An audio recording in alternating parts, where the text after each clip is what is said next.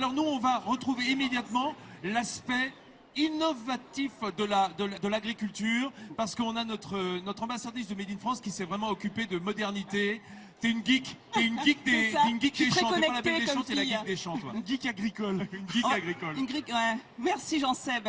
Alors vous savez qu'on va parler d'un objet qui est très connu aujourd'hui, qui se vend énormément au moment des fêtes de Noël, ce sont les drones. Déjà Alors dans là notre je parle des émission, drones on en de a beaucoup. loisirs. Hein. Dans Midi en France, Là, il y a c'est des énormément drones de drones, on s'en sert professionnels, tout le temps. effectivement. Alors, effectivement, on les utilise de plus en plus dans plein de secteurs, et notamment dans le secteur agricole. Les drones sont dans les champs, les amis. Alors, à quoi servent-ils justement dans ces champs? Vous allez le voir en image tout de suite. Ils servent justement à optimiser l'utilisation de l'engrais dans les champs. Donc concrètement, comment ça se passe? Eh bien, ces drones, ils sont dotés de capteurs à infrarouge. Ils vont survoler les champs de colza et de blé, faire une cartographie des lieux avec des codes couleurs en fonction du taux d'azote dans la terre au mètre carré. Donc ces drones, ils sont là pour permettre d'aller vers une agriculture, on va dire une agriculture beaucoup plus ciblée, vers une fertilisation raisonnée des terres. C'est très important. Donc par exemple sur la cartographie, vous avez vu, il y a des codes couleurs. Donc il y aura des zones avec par exemple le rouge va indiquer à l'agriculteur qu'il y a beaucoup d'azote sur ces terres. Les bleus, il y en a un peu moins. Donc il saura où justement, comment irriguer ces terres de façon à ne pas polluer les nappes phréatiques. C'est très important. Excuse-moi Nathalie, mais on sait que dans la polyculture, ça demande des talents multiples. Hein. Il faut apprendre multiples métiers. Quand on est agriculteur, il faut en plus savoir se servir d'un drone. Non, c'est facile. Non, il faut appeler à des prestataires de services. Il y a un opérateur qui vient dans le champ, qui donc fait décoller le drone. Le drone après est en pilotage automatique. Et il va voler pendant 45 minutes et ensuite il va récupérer les données, ils vont être traités avec des ingénieurs agronomes. Et le fondateur de cette entreprise, le voici, il est en plateau, c'est Romain Farou.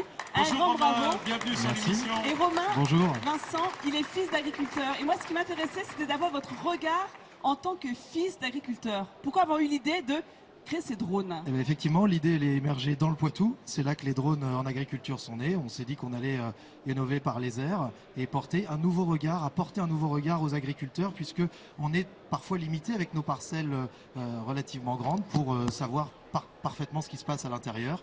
Le drone nous a paru être un vecteur extrêmement intéressant. C'est vraiment une intuition que les agriculteurs aujourd'hui ressentent. Et on fait ça vraiment dans l'idée de se dire faut que ça serve à nos parents. Et il faut que nos parents puissent Parce que vous l'avez vécu. Parce que je l'ai vécu, parce que mes parents, j'ai pas envie que ça devienne des geeks.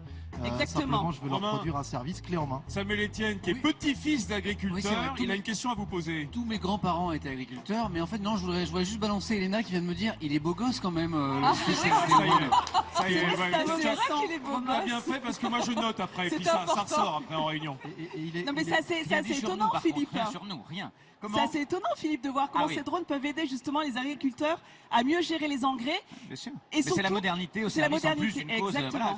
Plus que les drones, c'est la robotique et toutes les nouvelles technologies aujourd'hui qui font que des gens qui sont nés sur le terrain, des fils d'agriculteurs, peuvent innover par le numérique et surtout innover en le faisant de manière à ce que ce soit extrêmement simple à utiliser. Et je suis contente que Romain soit en plateau avec nous parce que je trouve qu'il représente bien justement ces enfants d'agriculteurs qui ont peut-être pas envie de reprendre l'exploitation mais qui sont attachés à ce milieu agricole et qui ont envie de l'aider notamment avec la robotique de service. Encore un grand bravo à cette jeunesse Bravo, qui ne merci, manque pas Romain. d'idées innovantes. Merci à vous. Alors je signale que la présence de Romain signe un beau gosse en plateau, Dixit Elena Je Morna. Mais confirme. il n'y a pas que des beaux gosses en plateau, il y a aussi des belles gosses. Et oui, on les a même dans l'équipe puisque hier, elle a reçu un diplôme, Nathalie Schrein-Guirmin. Ah, c'est Tu vrai. veux sortir ton diplôme?